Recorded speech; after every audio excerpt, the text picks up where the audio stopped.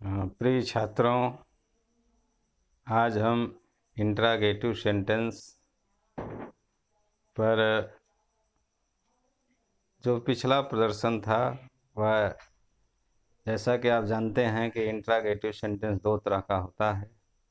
एक auxiliaries verb से जब प्रारंभ हो और दूसरा जब इंट्रागेटिव एडवर्ब से। तो पिछला प्रदर्शन जैसे कि आपको बताया गया था, जो ऑक्सिलरीज वर्ब से प्रारंभ हुए थे वह स्टेप बता दिया गया था। आज हम दूसरा स्टेप बताएंगे जब इंट्रागेटिव एडवर्ब से, अर्थात WS टाइप के। WS टाइप का मतलब कि व्हाट, विच, व्हेन, वेयर इत्यादि से जब प्रश्नवाचक शब्द का प्रारंभ होता है। तो ऐसे सेंटेंस पर हम चलते हैं। तो पहले एग्जाम्पल्स पर हम चलते हैं। जैसे पहला एग्जाम्पल्स है डायरेक्ट का, the teacher said to the boy what are you doing. जैसे यह एग्जाम्पल्स है, तो हम इसका जो रूल है वह आपको बताते हैं। यह इस तरह होगा इनडायरेक्ट में, द टीचर सेड टू को जो है आस्क्ड में बदलते हैं प्रश्नवाचक वाक्यों में, चाहे वह ऑक्सिलरीज वर्ब से हो या इंट्रागेटिव एडवर्ब से। तो सेड टू को आस्क्ड में चेंज कर दिया गया, द बॉय। और ऐसे सेंटेंसों में जहाँ व्हाट, विच, व्हेन इत्यादि का प्रयोग हो, यानी WS टाइप के हों, तो उसमें उसी को ही कंजक्शन मान लेते हैं। व्हाट को ही यहाँ कंजक्शन मान लेंगे। अब इसमें जो है हम अतिरिक्त में इफ़, वेदर, दैट इन सब का प्रयोग नहीं करते हैं, बल्कि व्हाट ही यहाँ कंजक्शन के रूप में हो जाएगा। और शेष सेंटेंस को असेटिव में चेंज करेंगे। तो जैसे यू है, ए सेकंड पर्सन है, तो बॉय के अनुसार वह चेंज हो जाएगा। जो बॉय जो है थर्ड पर्सन माना जाता है, तो यहाँ ही हो गया। आर जो है इसका पास्ट टेंस वाज हो गया। और क्रिया जो है डूइंग, क्योंकि कंटिन्यूअस में क्रिया के फर्स्ट फॉर्म में ING लगा रहता है। तो यह इसका जो है सॉल्व हो गया। अब इसको स्पष्ट रूप से आप स्क्रीन पर देख सकते हैं। आपको स्क्रीन पर दिखाई देता है, the teacher asked the boy what he was doing. यह इसका आंसर हो गया। अब हम चलते हैं दूसरे एग्जाम्पल्स पर। दूसरा एग्जाम्पल्स है, Jaya said to Ramesh where do you live. इसका हम इनडायरेक्ट चेंज करते हैं। तो जया सेड टू को आस्क्ड में बदलते हैं प्रश्नवाचक वाक्यों में, रमेश। वेयर जो है यही कंजक्शन का काम करेगा, जैसा कि बताया ही गया है कि जो WS टाइप के व्हाट, विच, व्हेन, वेयर इत्यादि होते हैं, ये यही कंजक्शन का कार्य करने लगते हैं। ये इंट्रागेटिव एडवर्ब हैं। अब इसके बाद सेंटेंस को असर्टिव जब बनाते हैं तो हम उसमें सब्जेक्ट को लेते हैं। यू रमेश के अनुसार चेंज हो जाएगा ही।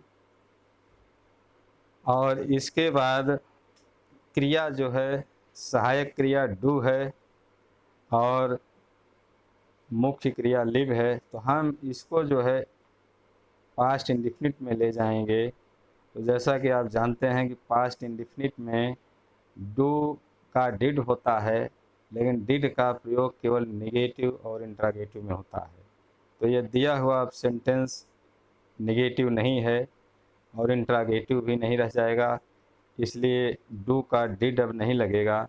सीधा हम मुख्य क्रिया लिव पर चलते हैं। और लिव का लिव्ड हो जाएगा, क्योंकि पास्ट इंडेफिनिट में क्रिया का दूसरा फॉर्म प्रयुक्त होता है। अब यह एग्जाम्पल जो है स्पष्ट रूप से आपको स्क्रीन पर दिखाते हैं। स्क्रीन पर आप देखिए, Jaya asked Ramesh where he lived. तो यह इसका एग्जाम्पल्स है। अब हम अगले एग्जाम्पल्स की ओर चलते हैं नेक्स्ट। जैसा कि यह एग्जाम्पल्स है third, Mohan said to Sohan who has broken the jug. तो इसका इनडायरेक्ट बनाते हैं, मोहन सेड को आस्क्ड में चेंज करते हैं, सोहन। अब आगे हम चलते हैं तो ये हु है, तो हम यहाँ हु लिखते हैं। हु एक कंजक्शन का भी काम करता है। यह इंट्रागेटिव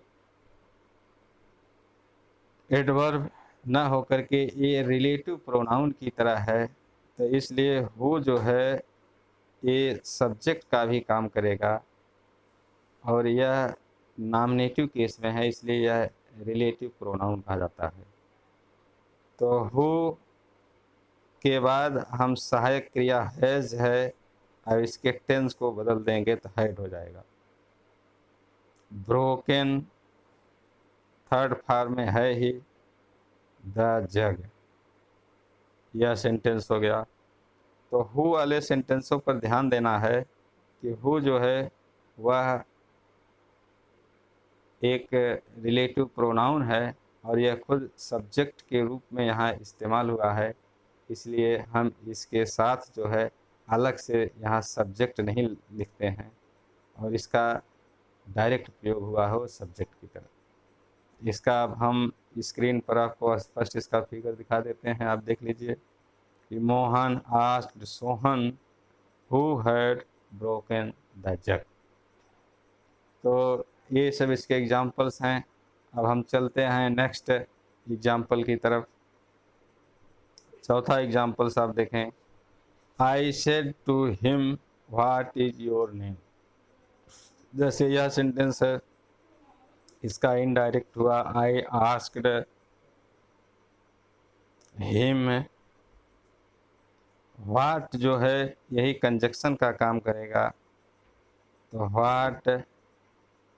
अब योर नेम जो है इसका सब्जेक्ट हो जाएगा, योर को हिम के अनुसार हम बदलेंगे तो हीज हो जाएगा, क्योंकि पासेसिव केस में योर है, तो हीज नेम। और इसके बाद अब क्रिया हम लिखेंगे, तो क्रिया इज है तो वाज हो जाएगा। शेष आगे इसके ऑब्जेक्ट्स नहीं थे, अन्यथा और शेष जो भी रहता वो लिखा जाता। ये फुल स्टॉप हो गया। अब इसका जो है स्क्रीन पर आपको स्पष्ट रूप से दिखाई देते हैं। आप स्क्रीन पर देखिए, I asked him what his name was. तो ये चार आपको एग्जाम्पल्स दिए गए। ये चारों एग्जाम्पल्स जो है स्पष्ट रूप से बताए गए, और मुझे उम्मीद है कि आपने इसको अच्छी तरह से समझ लिया होगा या समझने की कोशिश किया होगा। और यदि किसी तरह का कमेंट है तो आप हमारे व्हाट्सएप पर ज़रूर मैसेज कीजिए, जिससे अगली प्रस्तुति और अच्छे ढंग से हो सके। धन्यवाद।